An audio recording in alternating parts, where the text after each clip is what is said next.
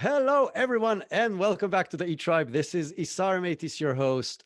I have an amazing guest for you today. It's going to be such a treat. And, usually I kind of introduce what my guest did before. And if I have to run through what my guest did in his career in the intro, we'll never get to the actual interview because I literally had to click 5 times to show more on his LinkedIn profile to see everything that he did. But I give you the short version so we actually get a time to speak to him. So he's a global business celebrity. He's a sought after keynote speaker. He's a best-selling author of multiple books. The latest one is going to be stuff we're going to talk about a lot. It's called The Hero Factor.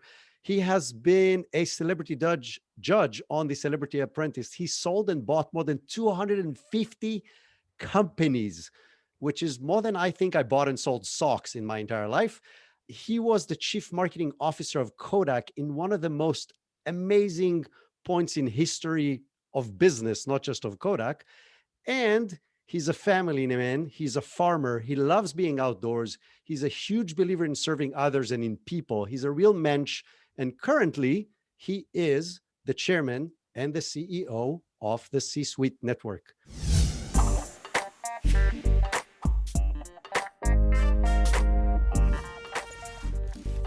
Brilliant.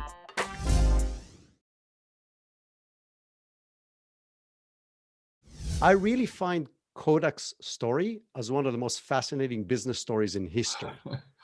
Because it truly was. First of all, a company is iconic. Two, they had the opportunity to do everything, yet they didn't do it. So the inaction led to demise, but the demise wasn't so much about the inaction. It was just changing times. Right now during COVID, as we're doing this interview, we're going through changing times. And if you don't get it, I always say this: adapt, change, or die. And I hate to say die in the word with COVID, but what I mean by that is that you have to adapt. I mean, days have become weeks, weeks have become months, months have become years.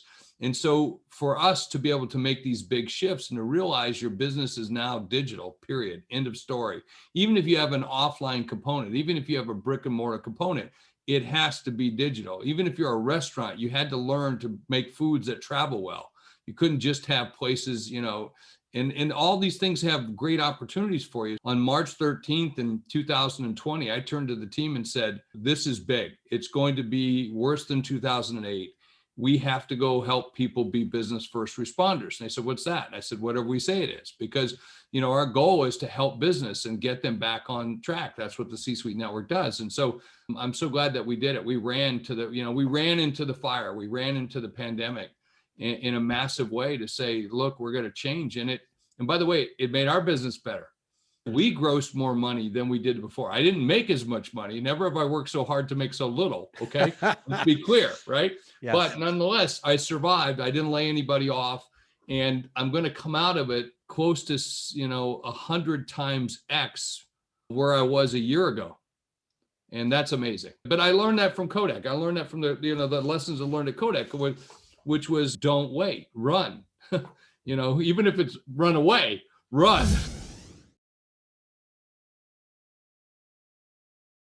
What was the biggest lessons learned? I mean, you joined Kodak, it was already seriously downhill. Oh, massively. I was walking around giving away buildings. I mean, I would literally go in, and I remember the first day to cut expenses. I can't remember how many thousands of vendors I had in the marketing department, but I said, give me a printout of them. Many of you don't know is this big gray bar printout, line after line of all the vendors from the most money spent to the least money spent. And I went halfway down and tore it in half and turned to the financial person. And I said, take this list, the bottom list, and get rid of them all. I knocked it in half. I just said, send a letter and tell them they're no longer doing business with us. And you know how many complaints I got? 0, which told me I didn't cut deep enough, right?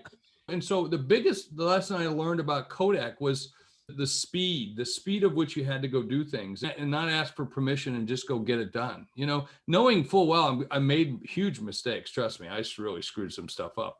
But at the same time, I did more good than bad. And that's all that counts when you're in that kind of situation. And so the hubris of its success, for many years, Kodak focused itself on as a film company. It was never a film company. It was an emotional technology company, and they just didn't realize it. While they might have put things on film, while they might have put it on, paper, they were more than that. They manage, they move, images and information. and it was a very celebratory brand. And so I had to get really into that. And so, I'd sit in meetings, Ishar. I would sit in meetings and I would go like, somebody should do something about this, And then I realized, that's me. It's me. I'm supposed to do something about that. So that was the fun kind of stuff. There was stuff like that happened all the time.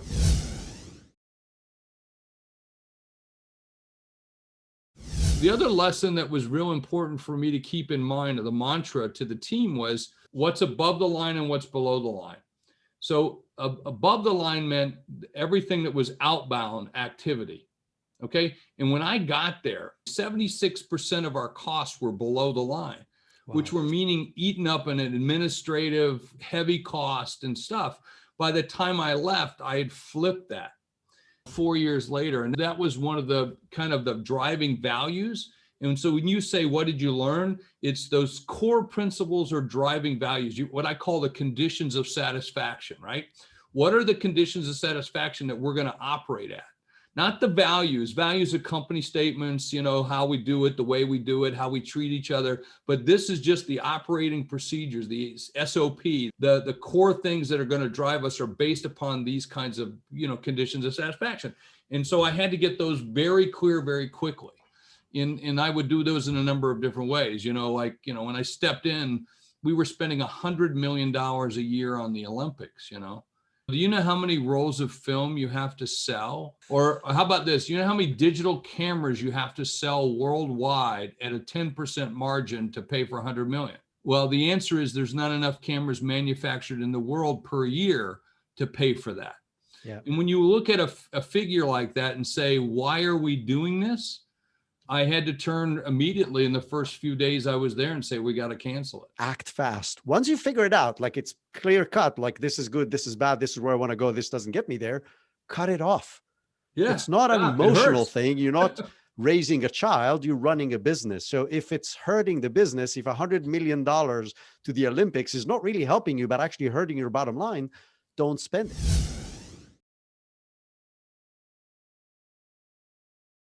How do you find the right people to surround yourself with? Never stop. I haven't had an assistant in years. I'm finally looking for a new assistant. And someone said, are you going to find somebody? I said, through the people I know. And they said, what do you mean? I said, well, you can find great people through the people you know. So, I'm going to go ask some people I know. So I've always found the people you know other people. And from those other people, you find great people. That's it. And you never stop finding them. How do you bring in the best people? What is it that you look for? What's the filter through which you measure? I want to know about their values. When I sit down and start talking to this assistant, I want to know, talk to me about what do you do for the weekends? What do you do? What do you do for charity? What do you do for your free time? What's the last book you read? What's your favorite music? I want to know all of those kinds of things. Typically, I also go out to dinner with them. And by the way, I invite their spouse over. Get a chance to get to know each other, sit around, maybe have a scotch, maybe have a glass of wine. But a social setting is always a good thing to have. I'm a real believer, and I've learned a long time ago that no matter who I hire, the folks that also report to me also interview that person as well. So the person that you're interviewing is also interviewed by all of your people that work for you, okay? And or maybe your peers as well. That was something I learned in the big corporate world, more in that, with a good couple of leaders. That was a really cool thing to learn. But usually I find great people through other people I know.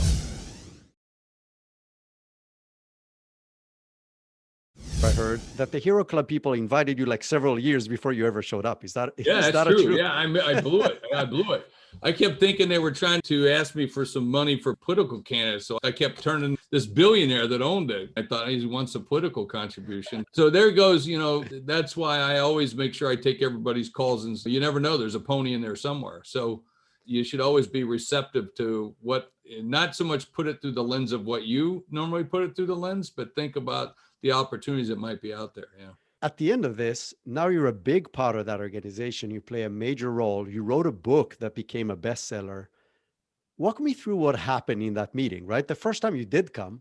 Yeah. What got you to go all in on this? It was very interesting. So literally, I was at a conference. I used to have my own show on Bloomberg, and I was covering the conference in Jackson Hole, Wyoming, and was moderating a panel, and then had to go do a quick satellite feed as I took my earpiece out.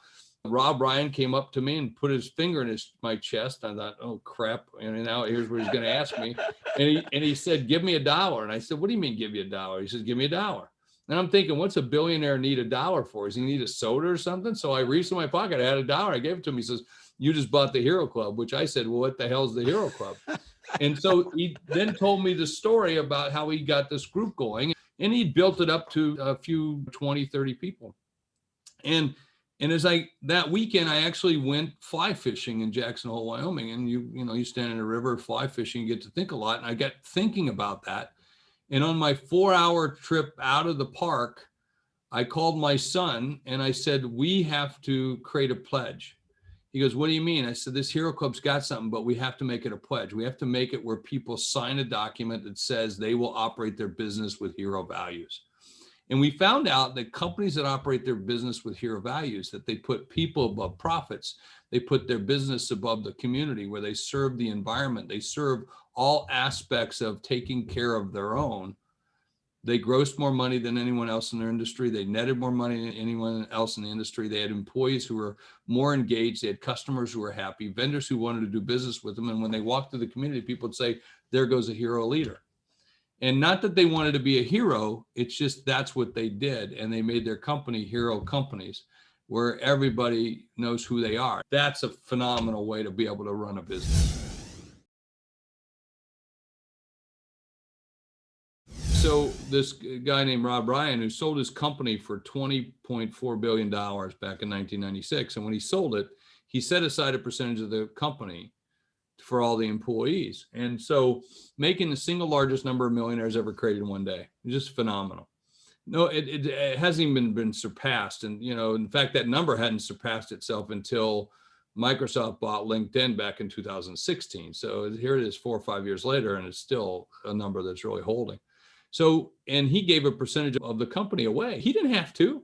He just said, no, we're going to do that. He and his wife, Terry was chief legal officer, and he was the CEO. And so making the single number of largest millionaires ever created. And all these people would walk up to him and say, Mr. Ryan, you don't know me, but I'm the janitor and I can send my kids to college. You're my hero. Or Mrs. Ryan, I can pay for the operation for my mother-in-law. She's going to live and you're our hero. And they didn't feel like heroes, but they decided to say, hey, look, there's something here. Why don't we teach people how to put people in front of profits, and let's do things the way they should be done and take care of the environment, take care of the community, take care of those things.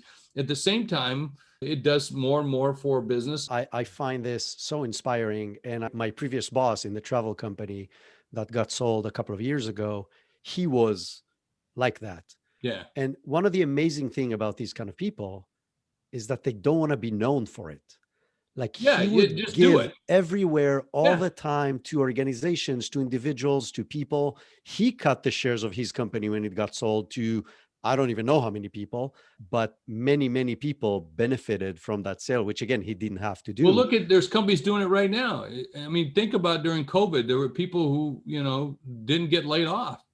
There are officers that I know of and owners of companies who went without salaries themselves this last year so their people could stay employed. That's amazing. And there's no press releases on that. There aren't anybody waving up, look at me, look at me. That's not what hero businesses do. They do it because it's the right thing to do. It's not easy. I mean, it's not easy. If it was easy, everybody would do it. That's why there's so few of those out there, but we should inspire and to be them. But the first thing is to realize here's the company values. This is who we are. This is how we want to treat each other and how we live forward and move forward with respect and the people we serve and the problems that we solve. And then it goes through in terms of making sure you have diversity and inclusion, that you're reflective of the community that you serve. You can say that's color, socioeconomic, it's education, it's left-handed, right-handed, all those things, to be those kinds of companies. And to understand and have those really hardcore discussions. I mean, this year, think about this, we've had the worst economic conditions in the history of this company with the biggest medical and health problems that we've ever seen and the most blatant demonstration of racism that we've ever come to know. And then the third thing is you got to pick sides. You have to pick a side. You have to decide that this is what I'm going to do. And that's why I said it's not easy, because it puts you in situations where you don't know what to do. But if your core values are there, you'll figure it out and no one will question you. You won't be a victim of the cancel culture. You won't be a victim of politics. You'll be a company that's really just trying to do it right.